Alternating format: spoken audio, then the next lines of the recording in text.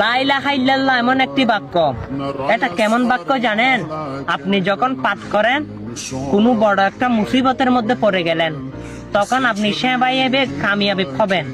কারণ কালেমা এটা সাধারণ কোনো বাক্য নয়, এটা আমার আল্লাহর এমন একটি ইসমে আজম নাম, যেটা একবার জপলে 12 ঘন্টা হোক গুনাহ মাফ হয়ে যায়। আর সব সময় লা ইলাহা ইল্লাল্লাহ জপতে থাকুন, কারণ কঠিন হাসরের দিনে এই লা ইলাহা ইল্লাল্লাহর উসিলায় আপনি জান্নাত পেয়ে যেতে পারেন।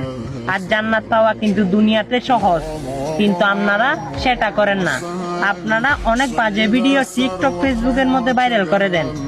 আল্লাহর এই ইসমে আজম নামটা আজকে অবশ্যই ভাইরাল করে দিবেন, কারণ এটা আপনার নাজাতের উসিলা হতে পারে। আমিন।